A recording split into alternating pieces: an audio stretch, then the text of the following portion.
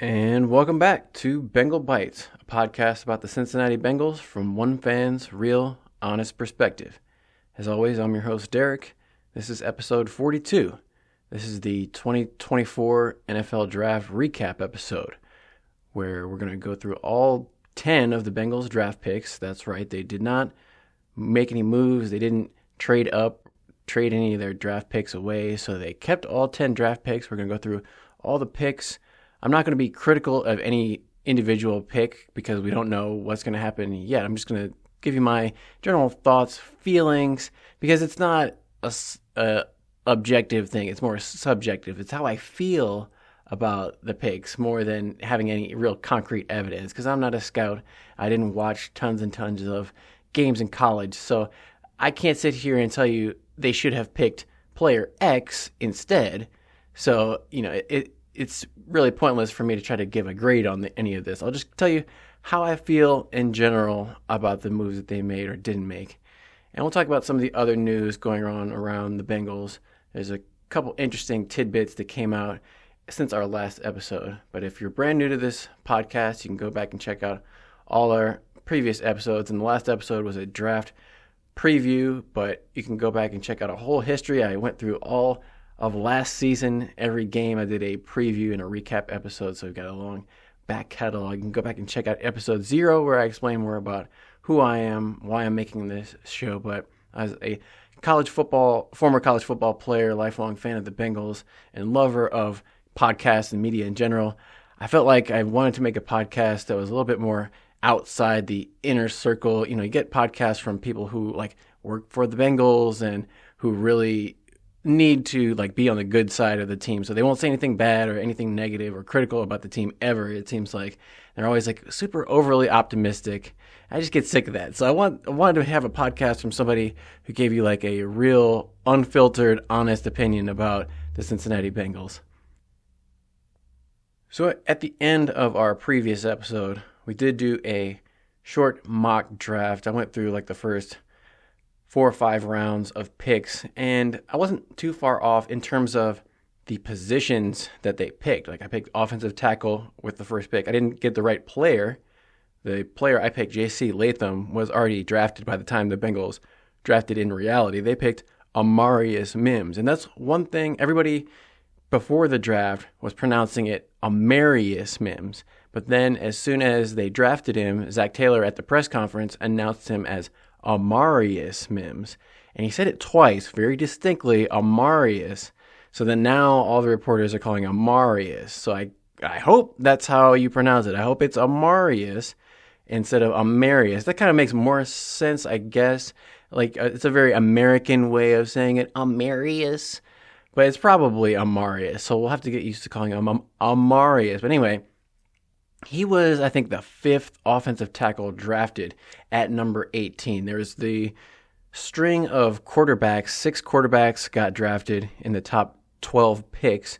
So that was good. If you're a Bengals fan, I was sitting there thinking, okay, great. All these quarterbacks going off the board. Bengals obviously don't need a quarterback because Joe Burrow is still a starting quarterback. He's going to be coming back from that wrist injury surgery, hopefully as good as he was last year.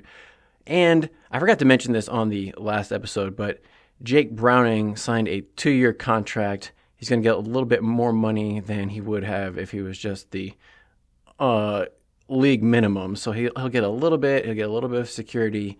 Good for Jake Browning. Jake Browning is locked in as the Bengals' backup quarterback, and they also brought back Logan Woodside, who was a 7th-round pick of the Bengals in 2018. So before Zach Taylor even got to the Bengals, Logan Woodside was one of their draft picks. I don't know if he stayed around that entire season, if he made the team or what, but he's bounced around the league. He's just been on the backup practice squad type of guy. He's made his way back into the Bengals organization. So they've got 3 quarterbacks on the roster. They're already set at quarterback. So that was great. Then you started to see some of the offensive tackles go pretty early. Joe Alt and J.C. Latham went to the Chargers and Titans respectively. We started to see some action there, so you're getting a little bit more nervous, but it's still Amarius Mims. This was one of those guys where he's got all the physical abilities in terms of he's almost 6'8". He's 6'7.5", 340 pounds, At the combine, for his height and weight, he ran a pretty impressive 40-yard dash time of 5.07 seconds, which was great. But the second time he ran the 40-yard dash, he pulled his hamstring. And that meant that he wasn't able to do any more of the agility testing. He also didn't do the bench press at the combine. So we don't know. I mean, he looks pretty strong on tape, but he's so big. It's hard to really gauge how good Amarius is going to be because, as many people pointed out, he only started 8 games in his entire college career at Georgia, which is a very, successful powerhouse national championship competing program. And he is a junior, I believe, so he didn't stay there every year. He came out a little bit early, but he was behind Broderick Jones, who was a first-round pick last year. So he sat behind another first-round pick. So he was behind another talented guy, but he doesn't have a lot of film. He only played 775 snaps in college total, and last season he missed about half the season because he had to have surgery on his ankle. Like they call it tightrope surgery. He had a high ankle sprain. Somebody fell on his ankle basically, and really messed him up. And he was out for most of the season. Didn't play a lot. Didn't make it all the way through the SEC championship game. And on the draft coverage, Nick Saban was talking about how, not really calling him soft, but he said you need to have more consistency. And also, it should be pointed out that apparently Amarius had verbally committed to Nick Saban at Alabama, but then changed his mind went to Georgia. So maybe there's some bitter grapes from Nick Saban that he didn't get Amarius on his Alabama team. But either way, nobody is really sure what is going to happen with Amarius Mims because he's so untested. And you could say that's good that he doesn't have a lot of wear and tear from college. Like if he had played, maybe an extra 2 or 3 seasons, maybe he would have got even more injured and he wouldn't be as fresh as he is coming into the NFL now. You never know, but you would like to see at least a little more experience or some accolades in terms of, being like all conference or all American or something like that. He didn't really get any kind of awards. I mean, people said that his tape was good. I'm not an offensive line specialist to be able to tell you who's good and who's not on the offensive line. All I could tell you was he was way bigger than the other guys he was going up against in college. So most of the time, he's 340 pounds at almost 6'8". He's got, they said, like over a 7-foot wingspan. His hands are 11 inches or over 11 inches like big. So he's got huge hands, huge body, but he's not fat. He only has 17% body fat. So for his size, he's very trim, very athletic looking. But the only thing is, like I said, we don't know what his agility was because he pulled that hamstring. And so hopefully he doesn't have an injury with, pulling hamstrings or something like that. But there's a lot riding on this pick because Trent Brown, they brought in to be the starting right tackle. He's getting, I think he's 30, or if not, he's close to 30. It's a 1-year deal, 1-year contract for Trent Brown at right tackle. So the long-term plan here, obviously, is for Amarius to be the right tackle of the future. Trent Brown can kind of be the mentor for a season, teach him. And they're similar sizes, not necessarily similar athleticism, but Trent Brown is like 6'8", 330 or more pounds. So similar size, so he can kind of, you wouldn't want to have to train somebody to take your job. And that's basically what Amarius Mims is there to do. He's there to take Trent Brown's job, realistically speaking. So he's not going to give him like all the tricks of the trade and all the secrets, but at the same time, he understands the business. He's not going to be playing forever. He understands that he replaced somebody else, and the same thing is going to happen to him eventually. So hopefully Amarius will be able to pick up some of those tips from Orlando Brown on the left tackle too, because we never know. We're assuming that Trent Brown is going to be the one who gets injured, and knock on wood, neither one of them gets injured. But either Trent Brown or Orlando Brown could potentially have some kind of an injury where they have to miss time, and Amarius would be the first tackle, swing tackle, to come in to replace either one of them. So we're hoping that he won't have to play this year, and that if anything, it'll just be kind of an emergency situation where he's got to come in, and maybe they could find some places for him, a special package where he comes in to be like the goal line, 6 offensive lineman that comes in just to give him some more extra size. But you can't get, for me, I can't get too excited about this because he's not going to come in and contribute immediately. And that's what you would like to see. It's like kind of a double-edged sword, because you could look at it on the positive and say they're already set with starters on the offensive line that he doesn't need to come in and play, and that's a good thing. But on the other hand, you're saying this is our first round pick at number 18. You want to hopefully get a player who can make a significant contribution and make the team better sooner rather than later. Now, when we were drafting Jamar Chase and Joe Burrow in the top 5, we knew those guys were going to come in and be immediate starters. They were going to come in and be difference makers on day one. Drafting a little bit later in the middle of the first round, you're not necessarily going to get that kind of day one starter, Pro Bowler contender as a rookie, but I would hope that he would at least contribute somewhat in his first year. You don't want to get zero production in the first year. Then it is, you wonder, was that pick really worth it? A lot of teams were supposedly very high on Amarius, so if they had waited, he probably wouldn't have been there, and they probably couldn't have traded down to get an extra pick or something. So I understand why they picked him when they did, but it's going to be one of those, we're going to have to wait at least a couple of years to see whether this was the right pick or not. The Steelers, right after this, picked, I want to say, Fatanu, the guard out of Oregon, UCLA, but maybe a lower potential ceiling for the Steelers pick, but he was one of the guys who was a little bit smaller, not as physically elite, but maybe a better football player. So it's going to be interesting to see which one of those picks turns out better. I'm sure the Bengals fans don't want the Steelers player to be good, but it's a different mentality. The Bengals are really swinging for the fences and hoping they get the next Anthony Munoz, basically. That's what Dave Lapham was comparing him to. And that's rough to be compared to a Hall of Fame player right when you come in. That's what people are kind of, I hope they don't have too high expectations, because Amarius is a young guy, and all these guys, they haven't stepped foot on an NFL field yet. So they're very confident until they actually get in the game. That's going to be the thing, is like, we don't know any of these guys until we actually see them in action. It's really going to be the first preseason games that we see, okay, what does this guy look like with pads up against other elite competition? Because like I said, in college, Amarius was going up against guys who were 80, 90, 100 pounds less than him. It wasn't really that much of a challenge to just push him out of the way. So we'll have to see how he does. But let's move on to the second round pick. And with the 17th pick in the second round, the Bengals selected Chris Jenkins, defensive tackle out of Michigan. Chris is actually a junior, Chris Jenkins Jr. He's the son of Chris Jenkins Sr., who was a 4-time All-Pro NFL defensive tackle himself. Now, Chris Jr. is not nearly as big as his father. I think he's about 60 pounds less than his dad. Chris Jenkins is about 299, not quite 300. So he's not going to be that kind of run-stopping, nose tackle, DJ Reader type player that the Bengals are going to be missing from their defense, because they lost DJ Reader in the offseason. They still have BJ Hill, and they signed Sheldon Rankins from the Texans in the offense in the offseason. But Sheldon Rankins isn't necessarily a big player. I don't know if he maybe a little bit over 300 pounds, but he's not going to be your nose tackle.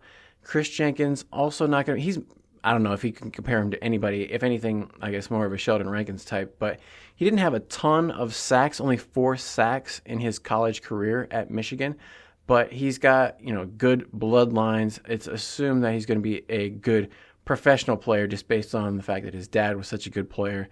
I think he, comes from a good program, high pedigree, high character guy. All of his teammates and coaches were very positive and high on him. So Chris Jenkins, at this moment in the draft, it was kind of like, well, okay, I understand he's a good player, highly rated player. It made sense they needed some kind of defensive interior player. But at this point in the draft, Tavondre Sweat, the defensive nose tackle from Texas A&M, was already taken by the Tennessee Titans early in the second round. I think he went 38th overall. And that was pretty much before he even got the DWI.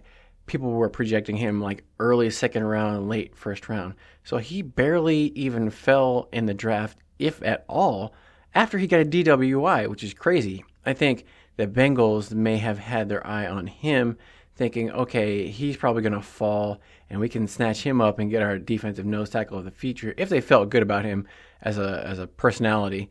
But apparently, he was gone, so they wanted to get maybe the next best defensive tackle in Chris Jenkins. Didn't really fit the need that they had as a team at the moment, but I guess they, wanted to get the next best player on defense, and that was good because a lot of defensive players were not being drafted highly. It wasn't until pick 15 that a defensive player was even picked in the draft. So there's a ton of good defensive players still available in this early second round. And the Bengals did a good job of kind of balancing their picks. They kind of went offense, defense as the draft progressed. So at this point, I was thinking, okay, they got a big offensive lineman to start off. Now they got address the defensive interior. That was a good sign just because the Bengals have not drafted very many big guys in general in the last couple of drafts. They got a lot of safeties, wide receivers, cornerbacks, small guys, punters, stuff like that. I was always thinking, like, where are the big guys in these drafts? They need some size, they need some mass, because as we saw last year, they got pushed around all on defense and sometimes on offense, so they needed to get bigger in a lot of positions. So I was glad to see them at least address linemen as a priority position in the draft. Then in round 3, the Bengals went back to offense, this time with a wide receiver, Jermaine Burton out of Alabama. Now, I don't watch that much college football, so I didn't really know anything about Jermaine Burton, but the thing that was interesting about this pick was TJ Houshmandzadeh got up to announce it, and he said that he had been training Jermaine Burton. Who knows? I think TJ Houshmandzadeh may live in the same, so Jermaine Burton went to Calabasas High School. I want to say TJ might have also gone to Calabasas, or that's where he lives now. Maybe his daughters went to high school there. So Calabasas, I want to say, has some kind of connection to TJ Houshmandzadeh, so he may have some kind of previous history. But anyway, Jermaine Burton, I didn't really know much about him, but as soon as you put the tape on, you can see he's got first-round talent. He's about 6 feet tall, 195, 196, but he's got very smooth, fluid routes, explosiveness, and he's very sudden with his movements. Like, he can stop on a dime, get away from a defender who's trying to tackle him, and turn on the jets and just accelerate by everybody. So he's got amazing physical abilities. He looks like a first-round wide receiver, and he actually led the SEC in yards per catch last season with almost 20 yards per catch and 20 yards per target. So he's getting a lot of deep passes thrown at him, and he didn't have a single drop. Every catchable pass that went to him, he caught it last season. So that is another good sign because he's got good, strong hands. That was one of the things that one of the only knocks I would have about Andre Iosivas, the 6th round pick for the Bengals last season, was he wasn't much of a hands catcher. He sometimes would let the ball get into his body and kind of catch it and cradle it with his stomach and his chest. That's not Jermaine Burton at all. Jermaine Burton is reaching out and grabbing the ball with his hands, strong, like vice grips. And that's probably something that TJ Houshmandzadeh, if he's been training him, was teaching him about how to have strong hands. So that's the positive on Jermaine Burton. But then you wonder, okay, why was he available in the 3rd round? Well, some of the scouts and some of the reports about Jermaine Burton were that he maybe doesn't have full control of his emotions all the time. He can kind of let people get under his skin a little bit. There was a incident in college where fans, when Alabama, I think, played Tennessee, fans were all rushing on the field from Tennessee, and fans are being crazy and getting in the players' faces and kind of taunting them. And this is why you're not supposed to have fans running on the field. But apparently he pushed some girl in the face, and so now people are saying he's a domestic violence woman abuser because he put his hands on the woman. I'm not here to judge Jermaine Burton. I would say don't be running on the field if you don't want to get people pushing you away from them, but whatever. So, but there's other, he had to transfer apparently from Georgia to Alabama, so maybe he got in some hot water with his coaches.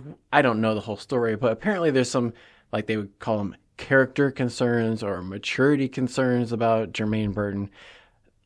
Like I said, once he gets to the Bengals, as long as he keeps everything on the straight and narrow and does what he's supposed to do, it's not going to be an issue. It's, I think, going to be up to Jermaine Burton how much he's able to play. That was one of the other knocks about him, was maybe he didn't quite have the playbook all mastered, and maybe he was missing some assignments, didn't know what to do on some plays.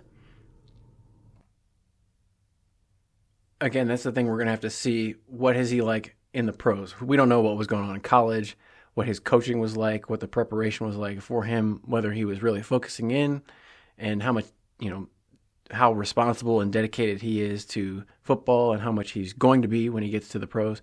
So it's kind of a little bit of a risk by the Bengals, but could be worth the risk because he does have the physical gifts and the tools to be a good, very dangerous professional wide receiver. Then with the second pick in the third round for the Bengals, pick 34th in the round, McKinley Jackson, defensive tackle out of Texas A&M. McKinley is basically the second highest nose tackle that the Bengals had in the draft. And they made the point that, there's not that many true nose tackles in the draft. We like this guy. So they kind of felt like they wanted to get him before he was gone, before all the good nose tackles were gone. And sometimes you see teams, including the Bengals, make moves like this where you'd say, oh, that's a little bit high to pick that guy. Most other teams and the consensus draft boards had him maybe going a round or two later than where he went. But if the team has a strong conviction about a specific player at a specific position, you never know. It doesn't matter what all the other teams think. If there's one other team out there that is really motivated to go get that player, then you never know where the competition for a specific player or a specific position is going to come from. Kind of a little bit later, we saw the Bears take a punter in the fourth round, and that was only they had 4 picks in the draft. That was their last pick in the fourth round. They got a punter, and they said, we didn't figure he was going to be around too much longer, and obviously they really felt like they needed to get that punter, so fourth round pick, doesn't matter, let's go get him. I feel like the Bengals were kind of similar in this situation where, it was probably a little bit too early to take McKinley Jackson because he didn't have that great a production, and his numbers don't project that well to being like a dominant starter in the NFL. He kind of projects more like a backup type role player. He's probably not going to be a starter even, but the Bengals felt like he's about 330, 335 pounds. So he's got the size that the Bengals really need. He's bigger than Chris Jenkins. So that's the positive, but probably a little bit earlier than you would have liked to take him. But if it's what the Bengals, really felt like they needed, can't knock it. And again, I can't say, well, instead of McKinley Jackson, they definitely should have taken player X. I don't know, out of all the players that were all available at that time, we're getting towards when you're out of the top 100. I think he was picked like 97. So you get, out of the top 100 top players, it's hard to really say with conviction, you for sure should take one player over the other. At this point, I was kind of figuring they were going to take a cornerback just because that was kind of the 4 positions that we had talked about before the draft: offensive tackle, defensive tackle, wide receiver, cornerback.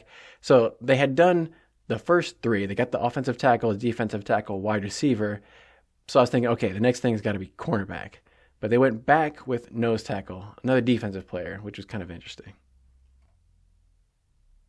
Now, one thing that I heard about this McKinley Jackson pick that is just kind of like a homer type of lie to yourself logic. People were saying, well, this was just an extra third-round pick because this was a compensatory pick that the Bengals got because they lost Jesse Bates in free agency. So it's a compensation for something that they lost, so they get compensation in the form of this pick. But people were trying to make it sound like, well, they just had this free pick for nothing, so it's just like a bonus pick. That's why they got McKinley Jackson. It's not a bonus. It's making up for the fact that the Bengals lost out on having a good free safety, a good player on their team who went somewhere else. They lost. So now they're getting compensation for it back. So it's not free. You can't just assume that it doesn't mean anything. And that's, I guess, a good time to bring up the fact that the whole plan with Dax Hill as Jesse Bates' replacement is officially over. Dax Hill is making the change, making the switch. He's going to play cornerback from now on. No more safety for Dax Hill, which was, people had Dax Hill as like the second highest graded safety in that draft next to Kyle Hamilton, who's now with the Ravens. And Dax Hill just did not work out at all. And they are coming out now so much so that they're like, we're not even going to let Dax Hill compete for a safety job anymore. They signed Geno Stone in the offseason. They signed Von Bell back from the Carolina Panthers. And they also picked up another safety who we're going to talk about later in this draft. So they got all kinds of safety competition, and they're just saying, we're not even going to let Dax Hill even play safety anymore. We've seen enough. We don't want to see any more. Dax Hill, why don't you try out at cornerback? Dax Hill, maybe that's what he played a little bit more in college, so hopefully he'll have more success there. But I think we can call the Dax Hill plan at safety a complete failure at this point. Now, in the fourth round, Bengals, a little bit of a surprise to me, they picked a tight end in the fourth round, Eric All, tight end out of Iowa. And he's got good measurables, but the only problem or the only downside with Eric All is he's coming back from a torn ACL last November. And on top of that, he was playing at Michigan before he transferred to Iowa. And at Michigan, he became a starter for a couple years, but then hurt his spine and had to have like some kind of surgery on his back. And he wasn't cleared by Michigan to play for them, so that's why he transferred to Iowa. Had about 7 good games with Iowa, then tore his ACL. So spine injury and an ACL injury. And if you listen to the Bengals, they'll say, well, if it weren't for the spine injury and the ACL, he would have been a first-round pick. He wouldn't have been there in the fourth round, so that's why we had to get him. And it's like, okay, they said a similar thing about Amarius Mims, where they're like, well, if he had played more than 8 games in college, he wouldn't have been there for us to draft him. So it's like all this kind of rationalizing. You could say that about any player in the draft, though. Like, oh, well, if it wasn't for this injury, he would have been a lot higher pick. Yeah, of course, so would everybody else. Like, oh, if he wasn't, 2 inches shorter than normal, he would have been a first-round pick. You could say that about a lot of people. So I take everything with a grain of salt. I'm hoping Eric All is able to come back fully from this injury, but it's just, a little bit concerning when a guy coming straight off of an ACL previously had a back injury. And it was weird because tight end wasn't really a position I would think they would target at this point in the draft, but they must feel like he's got a lot of upside potential. We'll get to the pick in a later, but it was weird they went so heavy into the tight ends. But you never know. According to the NFL.com prospects, he has the potential to become a good backup, potential starter. So we'll have to see about Eric All. He supposedly is able to block and catch and run routes and do all that kind of stuff you need out of a all-purpose tight end. So I hope he turns out. But when you get towards the middle of these rounds, you're counting less on the players to make a strong impact. Like first 3 rounds, you would hope that all those players will be contributors for at least a few seasons. Once you get past like the top 100 picks, you really are looking more towards like backup type players and players who may not be on the team in a few years. Last season, the Bengals got contributions from all of their draft picks. So they had a good draft last season just in terms of getting all their players to make the team, not get injured and go on injured reserve, actually play some meaningful snaps for the team, which is better than they've done in some previous drafts. So hopefully with all these 10 players that they end up, we'll go through, but hopefully with all these players, they'll get something out of them. None of them get injured. They all make the team. Nothing crazy happens. So that'll be a win if we can get all these players, including Eric All, on the field. 5th round, they went Josh Newton, cornerback out of TCU. So they waited kind of a long time to pick a cornerback in this draft. I was a little bit surprised. And if we go all the way back to the first round, when Amarius Mims was still on the board, they had a pick between any of the cornerbacks. None of the cornerbacks had been drafted, and only a couple defensive players had been drafted, and they were the edge rushers. So the top cornerbacks were there to be taken if the Bengals had wanted to. They made the decision. They don't want the top cornerback in the draft. They'd rather have the fifth drafted offensive tackle. Not to say that Amarius Mims is the fifth best offensive tackle, because we don't know who's going to be the best. But there were already several offensive tackles who had been drafted by other teams. So Joe Alt, J.C. Latham, Fashanu went to the Jets. Some of those other guys had been evaluated by other teams to be the higher value offensive tackle. Bengals waited until this fifth round, and so they got a cornerback who wasn't quite as gifted. He's probably going to be a slot nickel type cornerback, Josh Newton. He only ran a 4.5 at the combine. He doesn't have great size. Let's look at his numbers here real quick. 5'11", 190, 31-inch arms, so not very long arms, and yeah, he's projected more to be like a backup, if anything. But that's what you got to expect. Like fourth round, fifth round, sixth round, and up. All these guys are going to be projected more as backups than like starters or Pro Bowl type players. I guess that's the only thing that's concerning if we go back to the end of the third round with McKinley Jackson. He's projected to be more of a backup type player more than a starter for his career. So there's a little bit, you don't want to, it's the end of the third round, so it's not like high beginning of the third round. So it's more like the fourth round, getting towards the fourth round. So McKinley Jackson, who knows? He could totally surprise us, but he's more likely to be a backup. So they're still probably going to have to address a need there.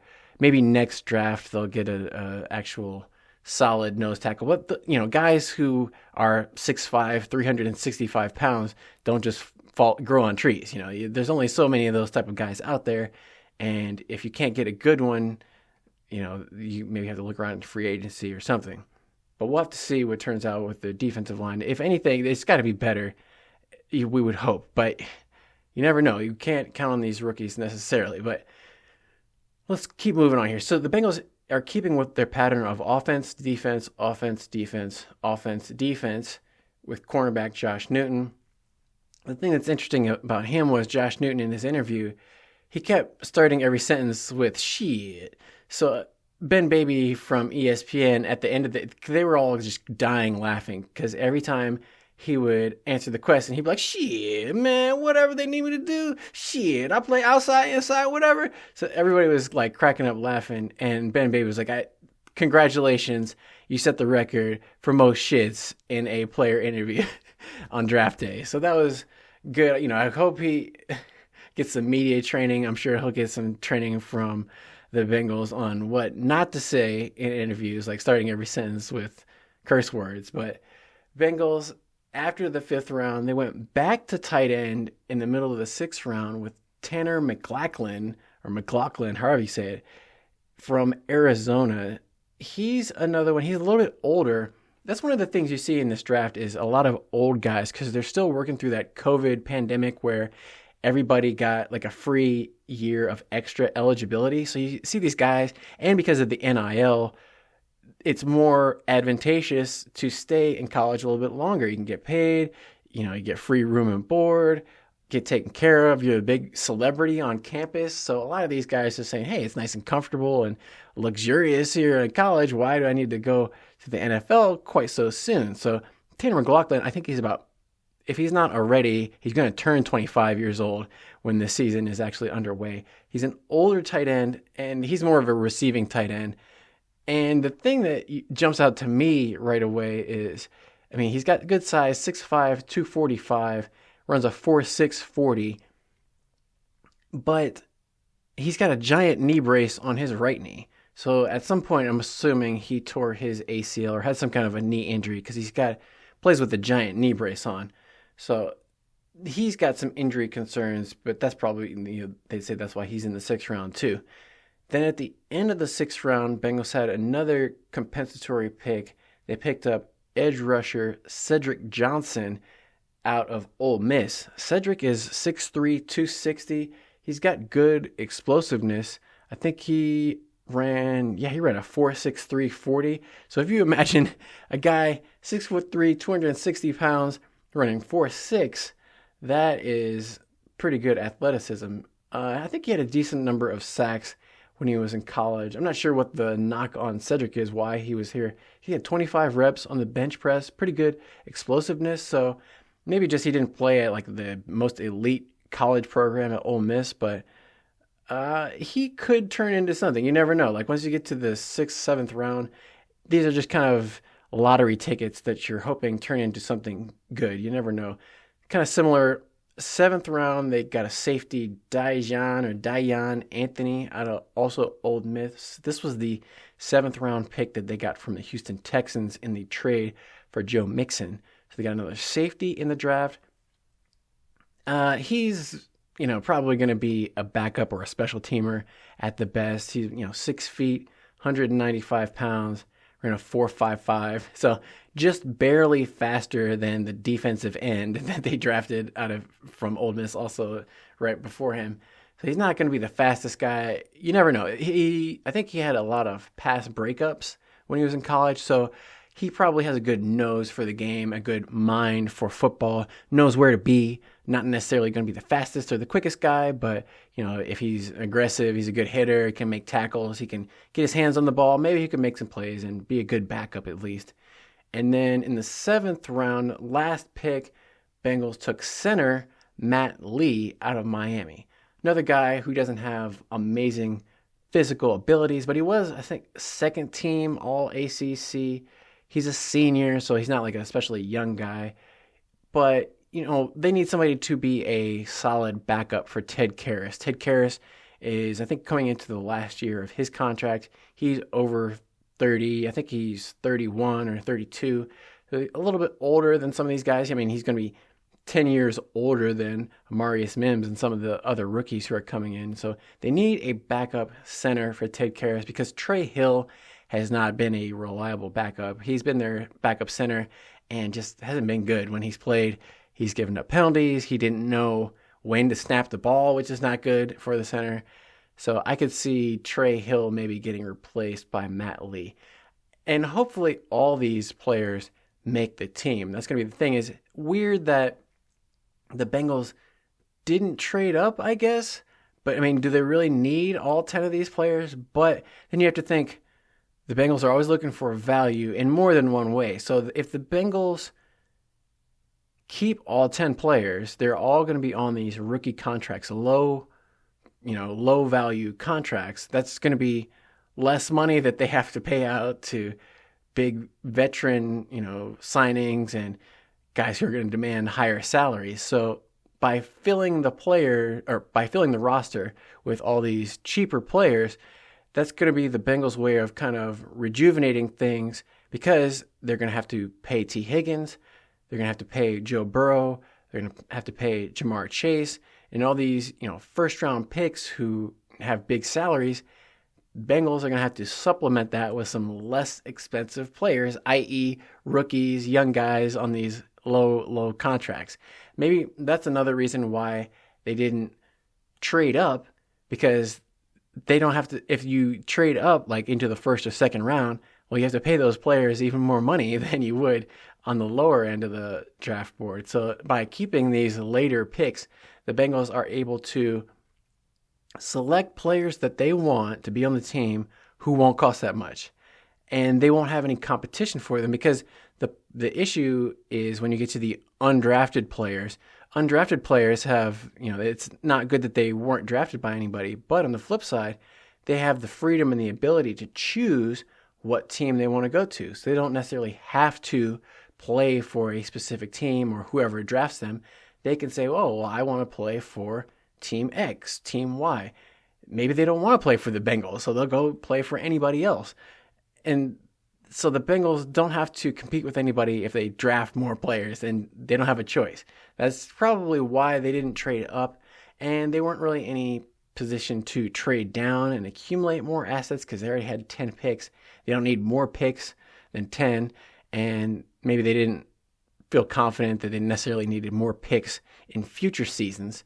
So they stood pat with where they were, picked up 10 players. Hopefully they're all going to be contributors, but at the same time, I can't really get excited too much about any of these guys, honestly. Like I said, I can't see any of these guys being immediate starters and replacing any of the veterans that the Bengals already have on the team, which is good and bad. Because on the one hand, you could say it's good. The Bengals have so much depth on the team already. They're not like so desperate for a starter to come in as a rookie and play on day one with no experience that, they're already set. They don't have any obvious holes. But on the other hand, after this draft is already concluded, you would like to think that you got better somehow and you got players who are going to be able to make a significant impact and make an immediate difference. I can't point to any single player and be like, we can definitely count on that guy to make the team better. Overall, it went pretty much how I expected in the early rounds. I guess I was glad that they didn't draft another punter in back-to-back years, because Brad Robbins, they picked him, I think, in the 6th round last year. That was pretty much a waste of a draft pick because, he did play, but he wasn't good. But they didn't have any competition for him because they didn't re-sign their previous punter, Kevin Huber. He kind of got de facto retired just because no other team signed him. But they didn't have any other competition for Brad Robbins at punter in training camp. He pretty much just got the job based off of he was the draft pick. They didn't have any other punters, and he was going to have to do it no matter what. Didn't really turn out that well. So the Bengals, instead of drafting a punter, they did sign a undrafted free agent out of Texas Tech. Guy's 6'4", should have a stronger leg than Brad Robbins. At least have some competition in training camp in the offseason so that it's not just assumed that Brad is going to be the punter. But they didn't draft any running backs, any linebackers, like off-the-ball linebackers, no quarterbacks, no punters, and no real kick return specialist. The rule in the NFL is going to be changing. This is going to be the first year they're going to have this modified kickoff where the team that receives the ball, they're not going to be able to move except for the returner. Nobody's going to be able to move until the returner catches the ball or the ball hits the ground. Same way the team that's covering it, they're not going to be able to move. They're going to be in different positions, but the kick return is going to play a much larger part of the game than it has in previous seasons. So the game is going to be changed, and so you have to assume that because of that, this play is going to be much more important. Teams are going to have to adjust their rosters and their players that they have to account for this play being much more significant. And the weird thing to me is Bengals haven't made any roster adjustments to my eyes to have a kick return specialist or anybody who's going to be a real dangerous threat returning back there. Like last season on kickoffs, they had Chase Brown, Charlie Jones, Travion Williams, but I wouldn't put any of those guys in the category of real dangerous returners. So I really feel like it was a missed opportunity to get at least somebody, some kind of just an athlete. It doesn't matter if he's necessarily good at football or not, just a guy who knows what to do with the ball in his hands. Didn't feel like they really got anything like that in the draft or in free agency. They picked up one running back in undrafted free agent, but he's an old guy who hasn't really done anything in college, but he's bigger. He's like 6 foot, 225 pounds. Elijah Collins. He was at Michigan State, and then he went to, I think, Texas or something. But his freshman season in 2019, he had almost 1,000 yards. But that was really the only season he did anything in college. So I'm not really counting on him to make the team or do much of anything because he wasn't fast. He ran like a 4.55 or something. So not fast. Decent speed, or decent size, but didn't really do anything noteworthy in college. So the Bengals are really committed to this. Let's pass it all the time, every play. We don't need good running backs. We'll just get Zach Moss and Chase Brown and Travion, and they still have Chris Evans on the team. So I think they just have this type of running back who's like 5'10", 200 pounds, and that's just what they want to play with. They want to play with, I guess, a bunch of tight ends. That's the other thing that was weird is they signed 2 tight ends, but they already had 3 tight ends because they replaced Irv Smith with Mike Gesicki, and then they signed Drew Sample to a contract extension. They re-signed Tanner Hudson, who was probably their best receiving tight end option last year. Those three guys are pretty much set, you would imagine, on the tight end roster. So then they drafted two more tight ends. So it's like, why did they draft both of these guys? Because they can't possibly, are they going to have they can't have 5 tight ends on the roster. There's no reason. Like those guys, because we already talked about, they're more receiving tight ends. They're not necessarily blocking. They're not going to play on special teams. Like they're probably not going to be good tacklers to go down and cover kicks or cover punt returns. So they basically drafted one of these tight ends to sit on the bench or not even make the team, which is kind of weird. So why pick 2 tight ends? I don't know. I guess maybe, like I said, I don't know. I don't have an alternative who they should have picked instead of Tanner McLachlan or Eric All. But they've got 5 tight ends, and maybe they picked one up an undrafted free agent. So a little bit weird positioning that way. I would have preferred a running back instead of one of those tight ends. But that's really nitpicking. That's one of the only complaints I really would have about this is too many tight ends, not enough running backs.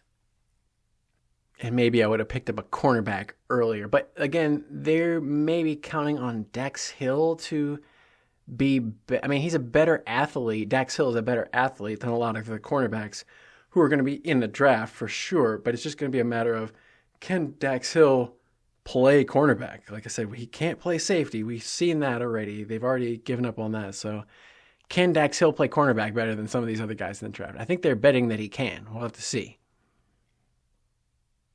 Speaking of not making any moves, the other thing that didn't happen outside of Bengals not trading up or trading down or anything, they did not trade any of their existing players, including T. Higgins nor Trey Hendrickson, both of whom have requested trades from the Bengals at times when the league was getting a lot of attention. So T. Higgins, first day of free agency, comes out and requests a trade away from Cincinnati. And it's since come out that the Bengals haven't gotten in the ballpark in terms of what T. Higgins wants for a contract. T. Higgins apparently wants $20 million plus for his contract, which makes sense because he's going to get 21.8 on the franchise tag this year. So he's obviously wants to get somewhere close to that for his long-term contract. And he's seen other players like Michael Pittman getting more than $20 million a year. And he came in the same draft class. Michael Pittman was drafted after T. Higgins, if I'm not mistaken. But they have similar body types, similar production. Michael Pittman might have a little bit better production because he stayed on the field more than T. Higgins. T. Higgins has missed a lot of games due to injury. That's one of the knocks. T. Higgins didn't have a very productive season last season when he was hoping to have a big breakout year to get a good contract. Kind of came up short for a couple of reasons, but T. Higgins hasn't gotten the offer that he wants from the Bengals, and I don't anticipate he's going to get that offer anytime soon. It's going to be the Bengals are going to sit back and wait and say, prove it to us on the field, and then maybe we'll consider it. But Bengals aren't ones to be bullied around by the players. Like we saw with Carson Palmer, they're plenty content to abide by the terms that the player signed with the contract and not let him out, not really give in. Same thing with Trey Hendrickson. He's kind of making this push to get traded or something, but Zach Taylor came out all smiles in the media saying, oh, we love Trey Hendrickson and he's going to be a good player and we're going to have success with Trey Hendrickson on the team next year. Trey Hendrickson didn't agree with any of that and go along with it, but that's the thing that you can never tell when Zach Taylor is telling the truth and when Zach Taylor is just full of shit, because he's always got the same just cheesy smile, all teeth, grin, ear to ear, nothing to worry about. No, everything's all good. Zach Taylor's full of confidence.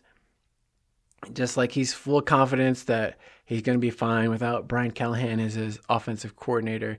Dan Pitcher's just going to slide right in. Zach Taylor's going to keep calling the plays, and we're still going to have success just like we had last year. Oh, wait, we didn't go to the playoffs last year. Well, forget about that. But winning season, though, right? Anyway, so we'll have to see. But Bengals, they need to find a place to play. They're still in negotiations with the county. They did talk about how they're doing the upgrades, and we saw the plan. It is the they're expanding the entrance one of the entrances I was complaining about. It was super confined. So the pathway to get in and out of the stadium from one of the main roads, they're expanding it from 60 feet wide to 200 feet. So over 3 times wider in and out, just to give people access to walk into the stadium area, which was super confined. And it was even more so because then you'd have people protesting, I don't even know what, just getting in the way and like setting up their signs. So you have to step over the people, much less you're only within this 60-foot walkway area. And then you got to step over people to get around it. So it's just a huge nightmare getting in and out. I still say they need to do something about inside the stadium itself, because just the doorways and the concourses inside the stadium are very restrictive. I don't know who designed this. Must have been like a crazy person who doesn't know anything about traffic flow, because it's so restrictive in the stadium getting in and out. So hopefully these upgrades will address some of that. They said they also redid the field turf inside the stadium, but they are not changing the logo. It's going to be the Bengals B logo and some very small tweaks to the numbering and the words Bengals in the end zone. But it basically looks identical to the field that they had last season. So very iterative changes. You wouldn't notice it really, I don't think, unless you like had them side by side. But they're going to look pretty much the same. Missed opportunity. Could have gone back to the Leaping Tiger or the Bengal Tiger Head or something a little bit cooler than the Bengals B, which I think is just kind of boring. It's not even a tiger anywhere in the B. Yeah, it's got the tiger stripes, I guess, but whatever. But they're talking about they are also adding like new club seats. And they're like, oh, and guess what? The seats are green. It's like, well, the seats are already green. Every other seat in the stadium is green, so I don't know how that's any different.